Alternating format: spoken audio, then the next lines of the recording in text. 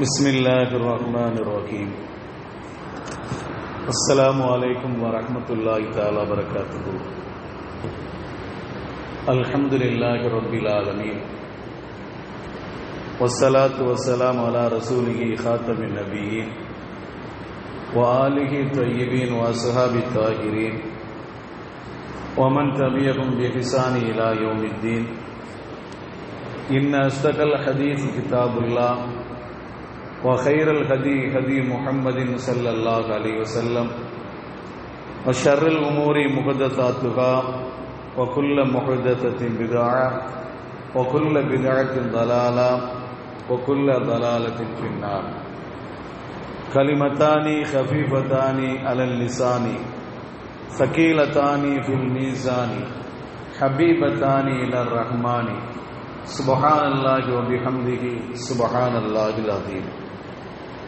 சர்வ புகழும் புகழ்ச்சியும் அல்லாஹ் ஒருவனுக்கே உரித்தாகட்டுமாக. இறைவனின் சாந்தியும் சமாதானமும் கண்மணி நாயகம் ரசூலுல்லாஹி ஸல்லல்லாஹு அலைஹி வஸல்லம் அவர்கள் மீதும், அன்னாரை பின்பற்றி வாழ்ந்த சத்திய சஹாபாக்கள், தாபீன்கள், தபா தாபீன்கள், வலிமார்கள், நாதாக்கள், சுபதாக்கள், சிறப்பு மிகு பெருமானார் ஸல்லல்லாஹு அலைஹி வஸல்லம் அவருடைய குடும்பத்தினர்கள் மற்றும் நம் அனைவர்கள் மீதும் என்றென்றும் குன்றாமல் குறையாமல் நின்று நிலவட்டுமாக.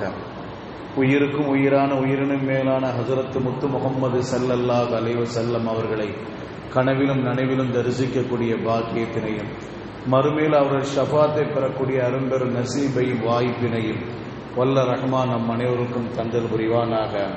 ஆமீன் ஆமீன் யா ரப்பல் ஆலமீன். அல்ஹம்துலில்லாஹி ரப்பில் ஆலமீன். قال الله سبحانه وتعالى في القرآن العظيم والفرقان المجيد. أعوذ بالله من الشيطان الرجيم. بسم الله الرحمن الرحيم. إن الله يرزق من يشاء بغير حساب. صدق الله العلي العظيم. قال النبي صلى الله عليه وسلم من سره أن يمد له في عمره ويوسع له في رزقه ويدفع عنه ميتة السوء فليتق الله فليصل رحمه. صدق நபியுல்லாஹி ஸல்லல்லாஹு அலைஹி வஸல்லம். அல்லாஹ் ரப்பல் ஆலமீன் திருமறையிலே சொல்லித் தருகிறார், இன்னல்லாஹ யர்ஸுகு மன் யஷாஉ பிகைரி ஹிசாப். நிச்சயமாக அல்லாஹ் ரப்பல் ஆலமீன் தன் நாடியவர்களுக்கு கணக்கில்லாமல் ரிஸ்கை வழங்குகிறான். நபிகள் நாயகம் ஸல்லல்லாஹு அலைஹி வஸல்லம் அவர்கள் சொல்கிறார்கள், யார் தன்னுடைய வாழ்நாள் அதிகப்படுவதற்கு ஆசைப்படுகிறாரோ, தன்னுடைய செல்வத்திலே அதிகம் விசாலமாகுவதை விரும்புகிறாரோ, கெட்ட மரணத்தை விட்டு தடுக்க வேண்டும் என்று யார் நாடுகிறாரோ அவர் அல்லாஹ்வை அஞ்சி கொள்ளட்டும், உறவுக்காரர்களை சேர்ந்து வாழ்ந்து கொள்ளட்டும் என்கிறார்கள் கண்மணி முத்து முகம்மது ஸல்லல்லாஹு அலைஹி வஸல்லம் அவர்கள். கண்ணியத்திற்குரிய அல்லாஹ் நல்லடியார்களே, இங்கு ரிஸ்க் என்பதை பற்றி ஒரு சில விஷயங்கள், பரக்கத்தான ரிஸ்க், அதுவும் பரக்கத்தான ரிஸ்க் எப்படிப்பட்டது என்பதை பற்றி இந்த ஜும்மாவில் ஒரு சில விஷயங்களை நாம் பார்க்க வேண்டும். ரிஸ்க்னா என்ன? முதல்ல நம்ம ரிஸ்க்னா என்ன விளங்கியிருக்கிறோம்? சாப்பிட பொருள் தான் ரிஸ்க். நம்ம இதுவரை விளங்கிட்டு இருக்கோம். ரிஸ்க் உணவு, ரிஸ்கை வீணாக்காத சொல்றோமா இல்லைங்களா? அப்ப ரிஸ்க் என்பது நாம் எதெல்லாம் நினைச்சு நம்ம பயன்படுத்துகிறோம்? ரிஸ்க் என்ற வார்த்தை உணவு பொருளை மாத்திரம், சாப்பிட பொருளை மாத்திரம் நாம் என்ன பயன்படுத்துகிறோம். நம்முடைய பிள்ளைங்க உணவு வீணாக்கும் போது சொல்லிடுவோம், ரிஸ்கை வீணாக்காதப்பா. ஆனா அதே பிள்ளை காசை தாறுமாறா சொல்லியிருக்கும் போது ரிஸ்கை வீணாக்காதப்பான்னு சொல்றது இல்லை, ரிஸ்கை வீணாக்காதன்னு சொல்றது இல்லை. உணவு பொருள் வீணாக்கிற போது சொல்ற நாம, மற்ற காசு பணத்தை தாறுமாறா செலவிக்கிறோமோ அந்த வார்த்தை நம்ம சொல்றது இல்லை. அப்ப ரிஸ்க்னா என்ன முதல்ல நாம விளங்கிக்கணும். மனிதனுக்கு தேவையான நேரத்தில் தேவையான பொருள் தங்குதடை இல்லாமல் கிடைப்பதற்கு பேர் தான் ரிஸ்க். மனிதனுக்கு தேவையான நேரத்தில் தேவையான பொருட்கள் தங்குதடை இல்லாமல் கிடைப்பதுதான் ரிஸ்க். கல்வியை தேடுகின்ற பிள்ளைகள், அந்த பிள்ளைகளுக்கு கல்வி கிடைப்பது அது ஒரு ரிஸ்க். வருசுக்குனி இல்மா சொல்றோமா இல்லையா? சொல்லி தந்துட்டாங்க இல்லைங்களா? யாழ் எங்களுக்கு இல்மை கொடு, ஃபஹ்மன் விளக்கத்தை கொடு, வதஃஹீமன் விளக்கி வைக்கும் ஆற்றலை கொடு, வாதபன் ஒழுக்கத்தை கொடு, வர்சுக்னி அதபன் ஒழுக்கத்தை எனக்கு வழங்கு. அப்ப இதெல்லாம் என்னது? இந்த ஒழுக்கம், கல்வி, விளக்கி வைக்கும் ஆற்றல், விளக்கம், கல்வி, இது எல்லாமே ரிஸ்கில் கட்டுப்படுகின்றது. அப்ப கல்வியை தேடுகிற நேரத்தில் பிள்ளைகளுக்கு கல்வி அல்லாஹ் வழங்குவது அது ரிஸ்க். பொருளை தேடுகின்ற நேரத்தில் பொருளை அல்லாஹ் தஆலா கொடுப்பது அதுக்கு ரிஸ்க். பசி உள்ள நேரத்தில் உணவு கொடுப்பது அல்லாஹ், அது ஒரு ரிஸ்க். அப்ப இதுவெல்லாம் ரிஸ்க்ல கட்டுப்படுகிறது. ஒழுக்கம் ரிஸ்க்ல கட்டுப்படுகிறது, அறிவு ஒழுக்கத்தில் கட்டுப்படுகிறது, பரிபூர்ண அறிவு ஒழுக்கத்தில் ரிஸ்க்ல கட்டுப்படுகின்றது, விளக்கம், விளக்கி வைக்கும் ஆற்றல், இதெல்லாம் ரிஸ்க்ல கட்டுப்படுகிறது. அப்ப இதுவெல்லாம் ரிஸ்க். நமக்குன்னு எழுதப்பட்ட ரிஸ்க் இல்லமா, நமக்குன்னு எழுதப்பட்ட ரிஸ்க். ரிஸ்க பத்தி சில விஷயம் விளங்கணும். நமக்குன்னு எழுதப்பட்ட ரிஸ்க் 2 மலைகளுக்கு மத்தியில இருந்தாலும், நமக்குன்னு எழுதப்பட்ட ரிஸ்க் 2 மலைகளுக்கு மத்தியில இருந்தாலும் அது நம்மை தேடி வந்துவிடும். நமக்குன்னு எழுதப்படாத ரிஸ்க் 2 உதடுகளுக்கு மத்தியில இருந்தாலும் அது நம்மை விட்டு வெளியேறிவிடும் என்று ஒரு அரபு கவிதை என்று சொல்வார்கள். அப்ப நமக்குன்னு எழுதப்பட்ட ரிஸ்க் நமக்கு தெரியும். நமக்கு தெரியுமோ இல்லையோ, நம்முடைய ரிஸ்க்கு தெரியும். அதான் சொல்வார்கள், மேன்மக்கள் சொல்வார்கள், இன்னைக்கு நாம கடல் கடந்து என்ன செய்யறோம்? பயணம் செய்யறோம். கடல் கடந்து நாம என்ன செய்யறோம்? பயணம் செய்யறோம். டூரிஸ்ட் விசால போறோம், அங்க போய் வேலை செட் ஆதான்னு பார்க்கிறோம். 3 மாசம் இருக்கிறோம். 3 மாசம் இருந்து வேலை செட் ஆச்சுன்னா அங்க வாரோம். இல்லைன்னா மறுபடியும் ஊருக்கு வந்துட்டு இன்னொரு விசா எடுத்துட்டு டூரிஸ்ட் போறோம். அங்க ஒரு 3 மாசம் பார்க்கிறோம். 3 மாசம் 2 மாசம் வேற நாட்டுக்கு போறோம். 2 மாசம் கூட கிடைக்குது. அப்ப நமக்கு ஒண்ணு விளங்குது, நமக்கு ரிஸ்க் எங்க இருக்கு நமக்கு தெரியாது. நம்முடைய ரிஸ்க் எங்க இருக்கு நமக்கு தெரியாது. ஆனா ஒண்ணு விளங்கிக்கணும், நம்மளுக்குன்னு எழுதப்பட்ட ரிஸ்க் தெரியுமா? நமக்குன்னு எழுதப்பட்ட ரிஸ்க், அந்த ரிஸ்க் நம்முடைய அட்ரஸ் தெரியும். நமக்குன்னு எழுதப்பட்ட ரிஸ்க் அதுக்கு தெரியும், நம்முடைய அட்ரஸ் தெரியும். ஆனா நாம ரிஸ்க் தேடி போற தெரியுமா? நமக்கு அட்ரஸ் தெரியாது, அந்த ரிஸ்க்கு அட்ரஸ் தெரியாது. இதுதான் நிலைமை, யதார்த்தம் இதுதான். அதனாலதான் பல நாடுகளுக்கு போயிட்டு வரோம். ஒரு நாடுல சிலர் ஒரு நாடுல இருக்க முடியாது, கடைசியில ஒரு நாட்டுல உட்கார்ந்துருவாரு. காரணம், அவருக்கு ரிஸ்க் அங்கே இருக்குது. அந்த ரிஸ்க் அவரை தேடி வந்துருச்சு. ரிஸ்க் அவரை தேடி வந்து விடும். இதுதான் ரிஸ்கை பத்தி சில விஷயங்கள். இப்ப பரக்கத்துக்கு நம்ம வரணும். இப்ப ரிஸ்க்னா விளங்கிருச்சா? இப்ப பரக்கத்துக்கு வரும். பரக்கத்னா என்ன? அதிகமாகுதல் என்பது நாம விளங்கியிருக்கிறோம். அதிகமாகுதல் என்று நாம விளங்கியிருக்கிறோம். பரக்கத்துக்கு சில விளக்கங்கள் சொல்வார்கள். எந்த செலவு செய்கிற பொழுது மன நிறைவு ஏற்படுகிறதோ அது பரக்கத். இதுக்கு நாம செலவழிச்சு அல்ஹம்துலில்லாஹ் சொல்றோம்ல, இந்த செலவுக்கு நாம செலவழிச்சிருக்கோம், நல்லா இருக்கு அல்ஹம்துலில்லாஹ், மன நிறைவு. அப்ப எந்த செலவு செய்வதிலே மன நிறைவு ஏற்படுகிறதோ அது பரக்கத். 2வது, தேவையில்லாத காரியத்தில் செலவாகாமல் இருப்பது பரக்கத். நம்ம ஒரு காரியத்தை அது நமக்கு தேவையில்லை, ஆனா நாம என்ன செய்யறோம்? அது செலவழிக்க போறோம், ஏதோ ஒரு விஷயத்துல திரும்பி வந்துருக்கோம். அப்ப அந்த ரிஸ்க்ல பரக்கத் இருக்குது, அந்த செல்வத்துல பரக்கத் இருக்குது. அப்ப தேவையில்லாத காரியத்தில் செலவாகாமல் இருப்பது அது ஒரு பரக்கத். இது ஒரு வழி உண்டு. 3வது, செலவு செஞ்சிட்டோம், ஒரு காரியத்துல செலவு செஞ்சிட்டோம், ஆனா நம்ம எதிர்பாராத விதமாக அந்த என்ன செலவழிக்கிறோமோ அது நம்ம கைக்கு திரும்பி வந்துடும். எப்பமோ கொடுத்தது, எப்பமோ யார்கிட்ட கொடுத்தது திரும்பி நம்ம கைக்கு வந்து சேர்ந்துடும். நினைச்சு கூட பார்க்க மாட்டோம். நான் வாங்கிட்டு போறீங்களா, நான் உங்கள்கிட்ட தந்தேனா நினைக்கிறோமா இல்லைங்களா? அப்ப இது பரக்கத். செலவு செஞ்சதை போன்ற ஒரு பங்கு நம்ம கையில வந்து சேர்ந்து விடும், அது ஒரு பரக்கத். அப்ப பரக்கத் என்பது இதுதான். அப்ப ரிஸ்க்குன்னு என்னன்னு விளங்கிருச்சு, பரக்கத்து என்ன விளங்கிருச்சு. இப்ப விஷயத்துக்கு வருவோம். பரக்கத்தை தேடக்கூடிய வழிகள் என்ன? பரக்கத்து நமக்கு கிடைப்பதற்குள்ள வழிகள் என்ன? நாம மன நிறைவு இருக்கணும், அப்படித்தானே? நம்ம செலவுல மன நிறைவு இருக்க வேண்டும், தேவையில்லாத காரியத்தில் செலவழிக்காமல் இருக்க வேண்டும், நம்முடைய செல்வத்தில் பரக்கத்து இருக்கணும். அந்த பரக்கத்தை கிடைக்கக்கூடிய வழிகள் என்ன? 1, கொடுத்ததற்கு நன்றி செலுத்தணும். கொடுத்ததற்கு நன்றி செலுத்தணும். தண்ணி குடிச்சோமா அல்ஹம்துலில்லாஹ், சாப்பிட்டோமா அல்ஹம்துலில்லாஹ், பால் குடிச்சோமா அல்லாஹ் பாரிக்னா ஃபீஹி வஸித்னா மின்ஹு அல்ஹம்துலில்லாஹ் சொல்லிடணும். அதான் நபிகள் நாயகம் ஸல்லல்லாஹு அலைஹி வஸல்லம் கற்று தந்திருக்கிறார்கள். தண்ணி குடிச்சீங்கன்னா அல்ஹம்துலில்லாஹ் சொல்லுங்க, சாப்பிட்டீங்கன்னா அல்ஹம்துலில்லாஹ் சொல்லுங்க, ஒரு காரியம் முடிச்சுன்னா அல்ஹம்துலில்லாஹ் சொல்லுங்க, ஒரு செலவு செஞ்சீங்கன்னா அல்ஹம்துலில்லாஹ் சொல்லுங்க, அல்ஹம்துலில்லாஹ் என்று சொல்லி பழகுங்கள் என்றார்கள் கண்மணி முத்து முஹம்மது ஸல்லல்லாஹு அலைஹி வஸல்லம் அவர்கள். அப்ப எதுக்கு நாம நன்றி செலுத்துகின்றோமோ அந்த நன்றி செலுத்துகின்ற போது அல்லாஹ் தஆலா நமக்கு பரக்கத்துக்கு தந்து கொண்டே இருப்பார். ஒரு காரியத்தை நன்றி செலுத்துகிறோம், அல்லாஹ் தஆலா நமக்கு பரக்கத்துக்கு வழியை திறந்து வைப்பார். வரலாற்றில் ஒரு செய்தி உண்டு.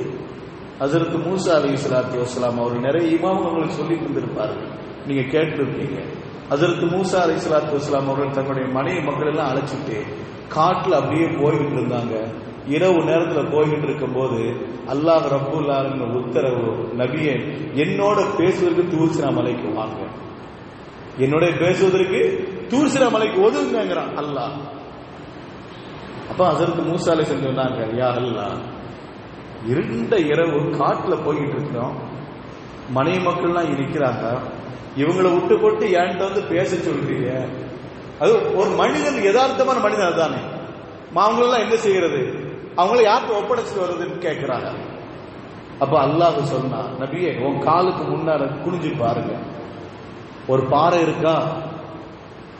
ஹஜ்ரத் மூசா அலைஹிஸ்ஸலாத்து வஸ்ஸலாம் அவங்களுக்கு ஒரு ஆற்றலை அல்லாஹ் கொடுத்திருந்தான், ஒரு அற்புதத்தை கொடுத்திருந்தான். குர்ஆன் நிறைய சொல்லும், அவங்க தன்னுடைய உள்ளங்கைய அக்குள்ள வச்சு எடுத்தாங்கன்னா கை பிரகாசமாகும், கை பிரகாசமாகும். அப்ப கைய உள்ள வச்சு அக்குள்ள வச்சு இப்படி எடுத்துட்டு பார்த்தாங்க, பிரகாசமா இருக்கு. முன்னால பாக்குறாங்க, கல்லு கிடக்கு. ஆமாயா அல்லாஹ், கல்லு கிடக்குது.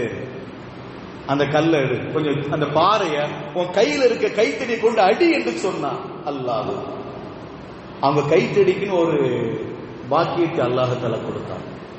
காலஹி ஆசா அத்தவக்க அலைஹா வஹுஷுரி அலா கனமி வகிய ஃபீஹா மாரி ஊஹ்ரா.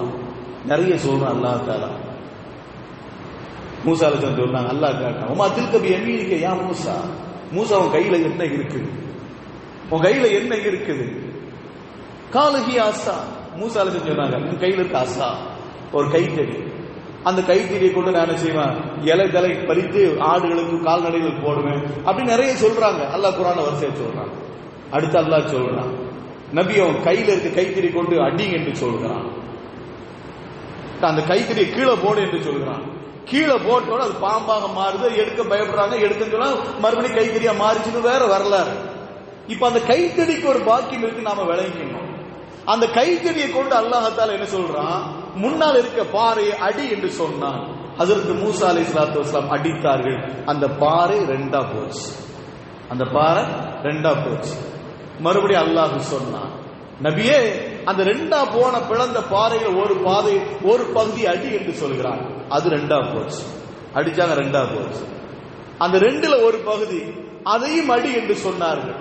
அல்லாஹ் சொன்னான், அது அடித்தார், அது ரெண்டா போச்சு. இப்ப கையில தூக்குற அளவுக்கு அந்த கல்லு மாறிச்சு. பெரிய பாறை அடித்து அடித்து அடித்து அடித்து ரெண்டா பிளந்து இப்ப கையில தூக்குற அளவுக்கு அந்த கல்லா மாறி போனது.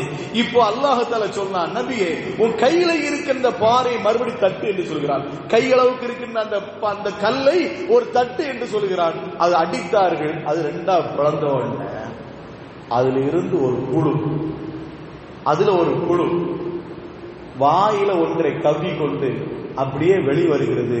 வெளியே வருகிற பொழுது ஒரு துவாவை ஓதுகிறது. அந்த துவாவை யாரு கேட்கிறா தெரியுமா? ஹஜ்ரத் மூசா அலைஹிஸ்ஸலாத்து வஸ்ஸலாம் கேட்கிறார்கள்.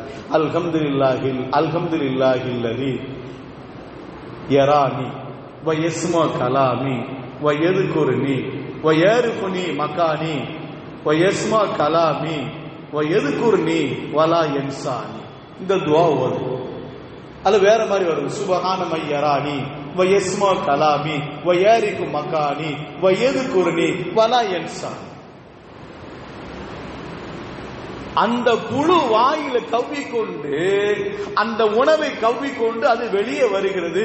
சுபஹான மன், ஒருவனை நான் புகழுகிறேன், ஒருவனை நான் புகழுகிறேன். யரானி, என்னை பார்த்து கொண்டிருக்கிற ஒருவனை. யார் அல்லாஹ்வை புகழுது. யரானி என்னை பார்த்து கொண்டு இருக்கிற அந்த அல்லாஹ்வை புகழ்கிறேன். வ யரிஃபு மகானி என்னுடைய இருப்பிடத்தை அறிந்திருக்கின்ற அந்த அல்லாஹ்வை நான் புகழ்கிறேன். வ யதுகுருனி என்னை நினைவு கூர்ந்து கொண்டு, வலா யன்சானி என்னை மறக்காமல் என்னை நினைவு கூறிக் கொண்டிருக்கின்ற அந்த அல்லாஹ்வை நான் புகழ்கிறேன் என்று சொல்லி அந்த புழு அப்படியே வெளியே வருகிறது. எங்க இருக்கிற புழு? மிகப்பெரிய ஒரு பாறை. அந்த பாறைக்கு உள்ள அல்லாஹ்ல வச்சிருக்கான். உடைச்சு உடைச்சு உடைச்சு உடைச்சு உடைச்சு கடைசியில கையில தூக்குற அளவுக்கு மூசா அலைஹிஸ்ஸலாம் அவர்கள் கையில தூக்குற அளவுக்கு கல்லா மாதிரி அந்த கல்லை அடுக்கிற பொழுது அந்த கல்லை ரெண்டா பிளந்து அதுக்குள்ள இருந்து ஒரு புழு வெளியே வருதுன்னு சொன்னா அந்த புழுக்கும் அல்லாஹ்ல உணவை கொடுக்கிறான். அந்த புழுக்கும் அல்லாஹ் உணவை கொடுக்கிறான். அப்ப அல்லாஹ் தஆலா அந்த புழுக்கு எந்த அளவுக்கு உணவை கொடுத்து கொண்டிருக்கின்றான். அந்த புழு அல்லாஹ்வை என்ன செய்கிறது? புகழ்கிறது. அந்த அல்லாஹ்வுக்கு நன்றி செலுத்துகிறது. இன்னைக்கு நாம நன்றி செலுத்துகிறோமா? நம்ம சாப்பிட்ட சாப்பாடு நன்றி செலுத்துறோமா? நிறைய பேர் பிஸ்மில்லா சொல்லியே சாப்பிட கிடையாது, மறந்துடுவாங்க. நிறைய பேர் பிஸ்மில்லா சொல்லி சாப்பிடுறத விட்டுட்டு போயிடுறாங்க. அப்படித்தானே இருக்கு நம்ம நிலைமை. நம்ம நன்றி செலுத்துவோம். நாம ரிஸ்க்கு நன்றி செலுத்துவோம். கையில கொஞ்சம் வருமானம் வந்துச்சுன்னா அல்லாஹ் அல்ஹம்துலில்லாஹ் ரப்பே உனக்கே புகழ் எனக்கு அல்லாஹ்க்கு நன்றி சொல்லு. நன்றி செலுத்துற 2 ரக்காத் தொழுகிறது, அது மாதிரி நோன்பு வைப்பது எல்லாம் கிடையாது. அல்ஹம்துலில்லாஹ் இது போதுமானது. குறைந்தபட்சம் அல்ஹம்துலில்லாஹ் அது சொன்னாலே போதுமானது. ஆனா இன்னைக்கு அந்த அல்ஹம்துலில்லாஹ் என்ற வார்த்தை நம்மள்கிட்ட வருது இல்லையா? நம்மள்கிட்ட சில ரிஸ்க்ல எப்படி பரக்கத்து கிடைக்கும் நினைச்சு பாருங்க. அல்ஹம்துலில்லாஹ் சொல்லணும். உடல் ஆரோக்கியத்தை கொடுத்துங்க அல்ஹம்துலில்லாஹ். இன்னைக்கு நல்ல வருமானத்தை காலிலிருந்து கடை திறந்ததுலேருந்து ஜும்மாக்குள்ளார ஓரளவு அல்லாஹ்ல வருமானத்தை தந்து விட்டான் அல்ஹம்துலில்லாஹ் சொல்லி பழகணும். இன்னைக்கு நம்ம வேலைக்கு போனோம், நல்ல கிடைச்சு அல்ஹம்துலில்லாஹ் ஓரளவு கிடைச்சது அல்ஹம்துலில்லாஹ் சொல்லி பழகினார்கள். இப்படி யார் அல்லாஹ்வை புகழ்கிறார்களோ அல்லாஹ் தஆலா அவர்களுக்கு அந்த செல்வத்தில் பரக்கத்து கொடுத்து கொண்டே இருப்பான். இது பரக்கத்து கிடைக்கிற முதல் வழி. நம்முடைய செல்வத்தில் பரக்கத்து கிடைப்பதற்கு முதல் வழி. பரக்கத்து கிடைப்பது 2வது வழி என்ன தெரியுமா? அல்லாஹ்வை வணங்க வேண்டும். ஒன்று அல்லாஹ்வை நன்றி சொல்லணும், இன்னொன்று அவனை வணங்க வேண்டும். வணக்கம் இபாதத், தொழுகை. தொழுகை நேமமாக தொழுக வேண்டும். ஒரு செய்தி நாம் வழங்கிக் கொள்ள வேண்டும். ஹஜ்ரத் முத்து முஹம்மது ஸல்லல்லாஹு அலைஹி வஸல்லம் அவருடைய தோழர்கள் மக்காவில் இருக்கிற வரை ஏழ்மைதான். மக்காவில் இருக்கிற வரை அவர்கள் ஏழ்மைதான். ஏழ்மையில் தான் இருந்தார்கள் சஹாபிகள். யாரும் செல்வ செழிப்பு கிடையாது. யாரும் செல்வ செழிப்பு கிடையாது. ஒரு டிரெஸ் உடுத்தாங்கன்னா அடுத்த டிரெஸ் மாத்துறதுக்கு டிரெஸ் கிடையாது. ஒரு தோழர் உண்டு, கண்மணி முத்து முஹம்மது ஸல்லல்லாஹு அலைஹி வஸல்லம் அவருடைய சபையில இருக்காமல் வெளியே போனாங்க. தொழுது முடிச்ச உடனே அந்த சபையில இருக்காமல் வெளியே போனாங்க. கண்மணி முத்து முஹம்மது ஸல்லல்லாஹு அலைஹி வஸல்லம் அவர்கள் அந்த தோழர் அழைத்து கேட்டாங்க, உட்கார்ந்து எஞ்சி போகலாம்ல, என்ன சொல்றேன்னு கேட்டு போகலாம்ல.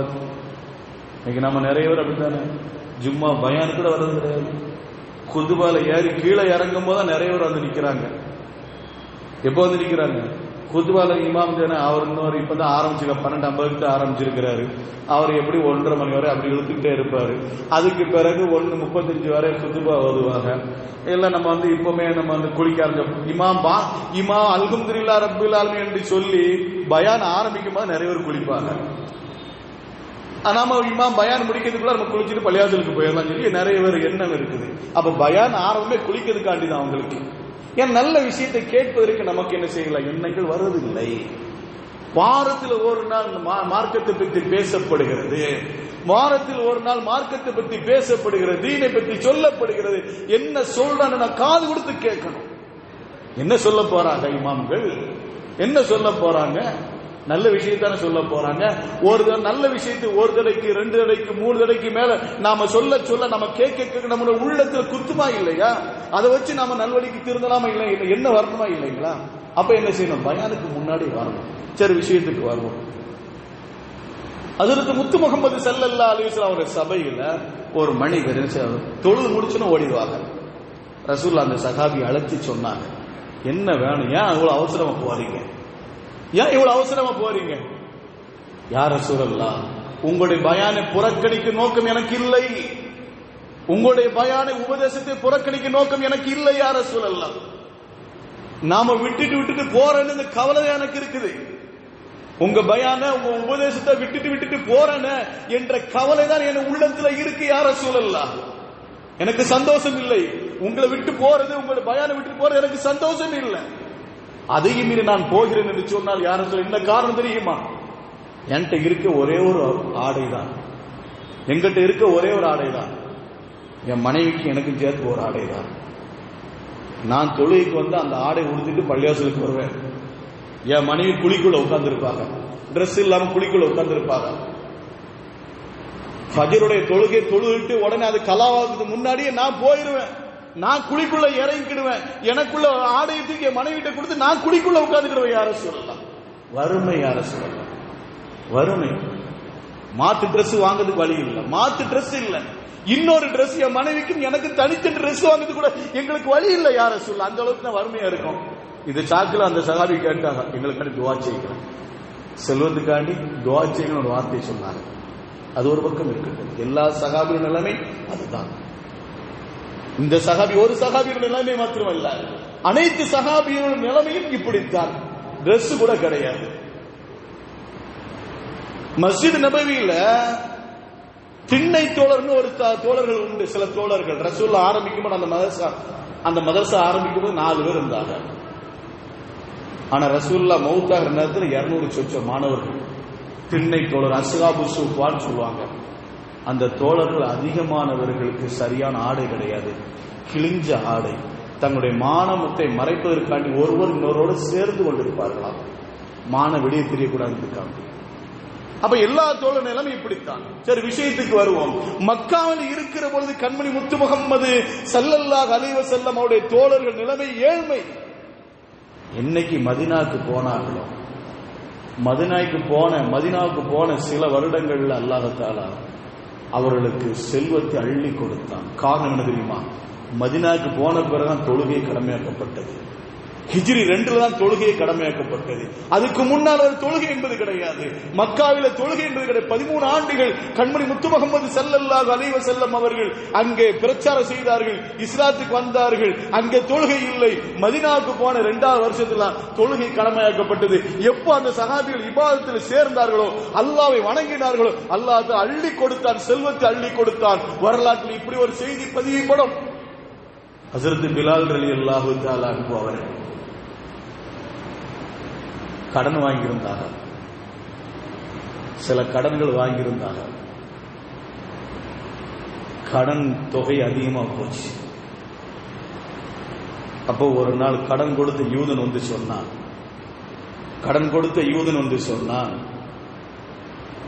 நாளைக்கு நான் கொடுத்த கடனை திருப்பி தரவில்லை என்று சொன்னா நாளையிலிருந்து நீ எனக்கு அடிமையாக மாறி விடுவாய். அது மனசுல வச்சுக்க. நாளை காலையில எனக்கு பணம் வேண்டும் என்று சொல்கிறான். அடிமையாக இருந்தால் என்ன கஷ்டம் என்பதை உணர்ந்தவர்கள் தான் ஹஜ்ரத் பிலால் ரலியல்லாஹு தஆலா அன்ஹு அவர்கள். அந்த வார்த்தையை சொன்ன உடனே நேர ரசூலுல்லாஹ்ட்ட வராங்க. யா ரசூலல்லாஹ், இந்த மாதிரி சொல்லிவிட்டார். யா ரசூலல்லாஹ், இந்த மாதிரி அந்த யூதன் சொல்லிவிட்டார், நாளை காலுக்குள்ள பணத்தை கொடுக்கணும், நான் கொஞ்ச நாள் எங்கேயாவது போயிட்டு வரட்டுமா யா ரசூலல்லாஹ்? அந்த சஹாபி கேட்கிறாங்க, பிலால் ரலியல்லாஹு தஆலா, கொஞ்ச நாளைக்கு அப்படி போயிட்டு வந்துருதுனே, கொஞ்சம் சம்பாதிச்சு வந்து கையில ஒப்படைச்சிருதுனே, எனக்கு வெளியே போறதுக்கு அனுமதி தாங்கலாம். அவன் கண்ணுல இருந்து தப்பிச்சு போறதுக்கு கொஞ்ச நாளைக்கு அப்படி போயிட்டு திரும்பி வந்துடும். சம்பாதிச்சுட்டு அவன்கிட்ட எத்தனை திருகம் வாங்கினா அதை சம்பாதிச்சுட்டு அவன் கையில கொடுத்துருத, இல்லைன்னு நாளை இருந்து நான் அடிமையா மாறிடுவேன் அப்படின்னு சொல்றாங்க. இந்த அளவுக்கு வறுமையில் இருந்த சஹாபி ஹஜ்ரத் பிலால் ரலியல்லாஹு தஆலா அன்ஹு அவர்கள் அல்லாஹ் தஆலா செல்வத்தை கொடுத்தான். எந்த அளவுக்கு என்று சொன்னார், மௌத்துடைய நேரத்தில் ஹஜ்ரத் பிலால் ரலியல்லாஹு தஆலா அவர்கள் மௌத்துடைய நேரத்தில் கூடியிருப்பவர்கள் எல்லாம் எல்லாரும் அழுது கொண்டிருக்கிற நேரத்தில் ஹஜ்ரத் பிலால் ரலியல்லாஹு தஆலா அவர்கள் சொன்னார்கள், ஏன் அழுது கொண்டிருக்கிறீர்கள், ஏன் அழுகிறீர்கள்? நான் அறியாமல் இருந்தேன், ஈமான் இல்லாமல் இருந்தேன், அல்லாஹ் தஆலா எனக்கு ஈமானை கொடுத்தானே, வறுமையில இருந்தேன், இப்பொழுது செல்வ செழிப்பை கொடுத்திருக்கிறான் அல்லாஹ் தஆலா. எவ்வளவு வேண்டுமானால் செலவழிக்கக்கூடிய அளவுக்கு அல்லாஹ் தஆலா எனக்கு பாக்கியத்தை தந்திருக்கிறான், அதுவெல்லாம் உங்கள்கிட்ட ஒப்படைத்து விட்டு செல்கிறேன், ஏன் நீங்கள் கவலைப்படுகிறீர்கள், அழுகிறீர்கள் என்று கேட்டார்கள் ஹஜ்ரத் பிலால் ரலியல்லாஹு தஆலா. இப்ப எவ்வளவு பாக்கியத்தை கொடுத்தார், ஏழ்மையில் இருந்த சகாபிகள் ஓடி போயிருட்டுமா கொஞ்ச நாளைக்கு, ஓடி போயிட்டு மறுபடியும் வந்து செல்வத்தை நாங்கள் சம்பாதிச்சு கொடுத்துறேன், அதுவரை எனக்கு அனுமதித்தாங்க என்று கேட்ட அளவுக்கு வறுமையில் இருந்த பிலால் ரலியல்லாஹு தஆலா அவர்களுக்கு மௌத்துடைய நேரத்தில் அவர்களுக்கு எவ்வளவு பெரிய சொத்தை அல்லாஹ் தஆலா கொடுத்தான்னு சொன்னா இபாதத்து. தொழுகணும், தொழுக முக்கிய அருமையானது. தொழுக மூலமா அல்லாஹ் தஆலா நமக்கு கொடுக்கிற அந்த ரிஸ்க்ல பரக்கத்தை தருவான், ரிஸ்க்ல பரக்கத்தை தருவான். இது இரண்டாவது வழி. ரிஸ்க்ல பரக்கத்து கிடைப்பதற்கு முதல் வழி என்ன செய்யணும்? நன்றி செலுத்தணும். ரெண்டாவது தொழுகை போன்ற இபாதத்தில் ஈடுபடணும். மூணாவது வழி உறவு முறை சேர்ந்து வாழணும். உறவு முறை சேர்ந்து வாழ்ந்து அல்லாஹ் நம்முடைய செல்வத்தில் பரக்கத்து கொடுப்பான், நம்முடைய ரிஸ்க்ல பரக்கத்து கொடுப்பான். இன்னைக்கு நிறைய பேர் எப்படி இருக்க தெரியுமா? அவன் உண்டு, அவன் மனைவி உண்டு, அவன் பிள்ளைகள் உண்டு ஒதுங்கி நிற்க நிறைய பேர் இருக்காங்க. என்ன சாதிக்க போறோம்? என்ன சாதிக்க போறோம்? நம்ம மௌத்தான விட நம்மளை தூக்கிட்டு போது 4 பேர் வேணுமே. நம்ம மௌத்தானால் கூட நமக்காண்டி துவா செய்யறதுக்கு நமக்கு 4 பேர் வேணுமா இல்லையா? ஏன் உறவை துண்டித்து வாழ்ந்து கொண்டிருக்கிறோம்? இன்னைக்கு நிறைய பேர் துண்டித்து வாழ்ந்து கொண்டிருக்கிறார்கள். நம் அதிகமா சொல்வதானே, கூட பிறந்த சகோதரத்தை கூட நிறைய பேர் பேசாம இருக்கிறாங்க. பெருமையா வேற சொல்லி கொடுப்பாங்க. என் மௌத்திலோட கலந்து கூடான்னு சொல்லிட்டேன் என் அண்ணன்ட்ட, என் மௌத்திலோட கலந்து கூடான்னு சொல்லிட்டேன் என் பையன்கிட்ட, என் மௌத்திலோட கலந்து கூடான்னு சொல்லிட்டேன் என் தம்பிட்ட. எப்படி பெருமையா பேசக்கூடியவர்கள் அன்னைக்கு உண்டு. ஒரு மூமினா இது மூமினோட எண்ணமா? இது மூமினோட எண்ணம் இப்படியா இருக்கணும்? உறவு முறையோடு சேர்ந்து இருக்க வேண்டும். அருமையானவர்களே, உறவு முறையோடு சேர்ந்து இருக்க வேண்டும். ஹஜ்ரத் முத்து முஹம்மது ஸல்லல்லாஹு அலைஹி வஸல்லம் அவர்கள் ஒரு செய்தியை சொல்வார்கள். மன் சர்ரஹு அய்யுமத்தலஹு ஃபீ உம்ரிஹி, யார் தங்களுடைய வாழ்நாள் நீளமாக இருக்க வேண்டும் என்று ஆசைப்படுகிறார்களோ, வஸ்ஸலஹு ஃபீ ரிஸ்கிஹி, தன்னுடைய ரிஸ்கில பரக்கத்து விசாலமா கிடைக்க வேண்டும் என்று யார் நாடுகிறார்களோ, கெட்ட மரணத்தை விட்டு யார் தடுக்க வேண்டும் என்று நாடுகிறார்களோ, பிரியப்படுகிறார்களோ, அவர் அல்லாஹ்வை அஞ்சிக் கொள்ளட்டும், உறவுகளோடு சேர்ந்து வாழ்ந்து கொள்ளட்டும். உறவு முறையோடு சேர்ந்து வாழ்வது என்ன தெரியுமா? நீண்ட ஆயுசு இந்த உலகத்தில் வாழலாம், நீண்ட ஆயுசு இந்த உலகத்தில் வாழலாம். அதே நேரத்தில் பரக்கத்து, ரிஸ்கில பரக்கத்து கிடைக்கும். கெட்ட மரணத்தை விட்டு பாதுகாக்கப்படுகிறார். இது எல்லாம் எதனால கிடைக்கிறது? உறவு முறையோடு சேர்ந்து வாழ்வதன் மூலமாக. நீண்ட நாள் வாழ வேண்டும் என்பா நமக்கு ஆசை இல்லையா?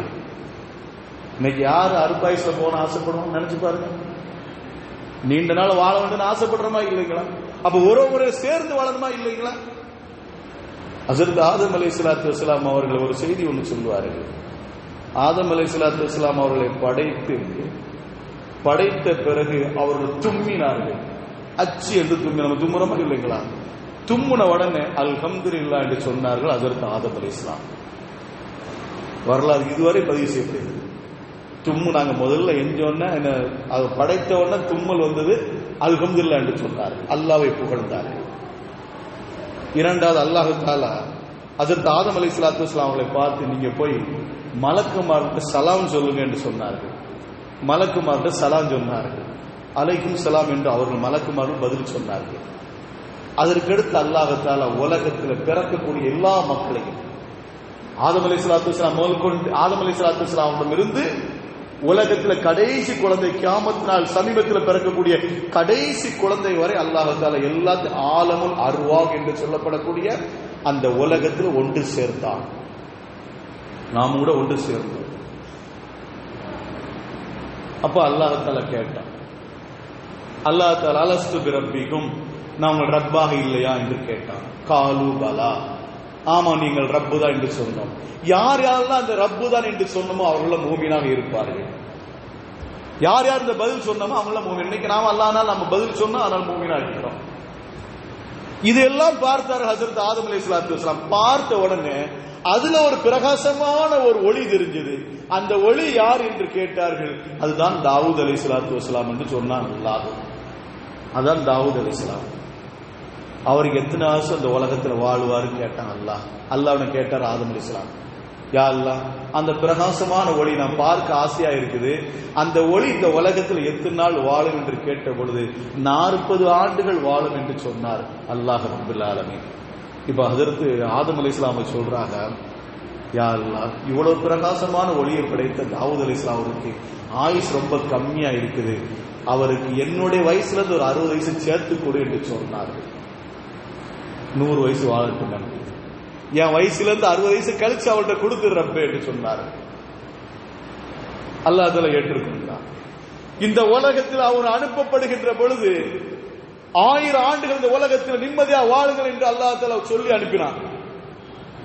ஆனா 940 வருஷம் வந்த உடனே அல்லாஹ் தஆலா மலக்குல் மௌத் வந்துட்டாங்க. மலக்குல் மௌத் வந்துட்டாங்க. அல்லாஹ் தஆலா 1000 வருஷம் வாழ்ந்தான்னு சொன்னா 940 ரூப பிடிக்க வந்திருக்கீங்க. இல்ல, நீங்க என்ன செஞ்சிட்டீங்க, உங்களுடைய வயசுல 60 வயசா நீங்க உங்களுடைய புள்ள பேர புள்ள தாவூத் அலைஹிஸ்ஸலாம் அவங்கள்ட்ட ஒப்படைச்சிட்டீங்க. தாவூத் அலைஹிஸ்ஸலாம் அவங்கள்ட்ட ஒப்படைச்சிட்டீங்க. அதனால 60 கழிக்கப்பட்டது. மறுபடியும் அல்லாஹ்ட்ட கெஞ்சுகிறாங்க, யா அல்லாஹ், 60 வயசு எனக்கு மீண்டும் கொடு என்று கேட்கிறார்கள். எப்படி கொடுக்க முடியும்? 60 வயசு எப்படி கொடுக்க முடியும்? நமக்கு நோக்கம் என்ன தெரியுமா? இந்த வரலாற்று செய்தியில் நமக்கு நோக்கம், ஹஜ்ரத் ஆதம் அலைஹிஸ்ஸலாத்து வஸ்ஸலாம் அவர்கள் 940 வருஷம் வாழ்ந்த பிறகு கூட இன்னும் வாழ வேண்டும் என்று நினைத்தார்கள் இந்த துன்யாவில். இன்னைக்கு நமக்கு வாழ்நாள் 60க்கு 70 மத்தியில தான் வாழ்க்கை. அப்ப நம்முடைய வாழ்நாள்ல நீளமான வாழ்நாள் கிடைக்க வேண்டும் என்று சொன்னால் நாம் உறவுக்காரர்கள் சேர்ந்து வாழ வேண்டும். உறவுக்காரர்கள் சேர்ந்து வாழுகிற பொழுது அல்லாஹ் தஆலா கொடுக்கிற பாக்கியம் என்ன தெரியுமா? ரிஸ்க்ல அபிவிருத்தி. ஆக 3 வழி, இன்னும் நிறைய வழிகள் இருக்குது. முதல் வழி, நம்முடைய ரிஸ்க்ல பரக்கத்து கிடைக்க வேண்டும் சொன்னா நன்றி செலுத்தணும். 2வது வழி, இபாதத்தில் நிலைத்திருக்க வேண்டும். 3வது வழி, உறவு முறை சேர்ந்து வாழ வேண்டும். இதெல்லாம் கடைபிடிப்போம் என்று சொன்னால் நம்முடைய ரிஸ்கில் அல்லாஹ் தஆலா பரக்கத்தை தருவான் என்பதில் மாற்று கருத்து இல்லை. அல்லாஹ் ரப்பல் ஆலமீன் நம் அனைவருக்கும் கிருபை செய்வானாக. நம்முடைய சம்பாதியத்தில் அல்லாஹ் தஆலா நமக்கு பரக்கத்தை செய்வானாக. நம்முடைய செல்வத்தில் அல்லாஹ் தஆலா நமக்கு பரக்கத்தை செய்வானாக. நம்முடைய கல்வியிலும் அல்லாஹ் தஆலா நமக்கு பரக்கத்தை செய்வானாக. நம்முடைய வாழ்நாளில் அல்லாஹ் தஆலா பரக்கத்தை செய்வானாக. வஆகிரு தஅவானா அல்ஹம்துலில்லாஹி ரப்பில் ஆலமீன். அஸ்ஸலாமு அலைக்கும் வரஹ்மத்துல்லாஹி தஆலா வபரகாத்துஹு.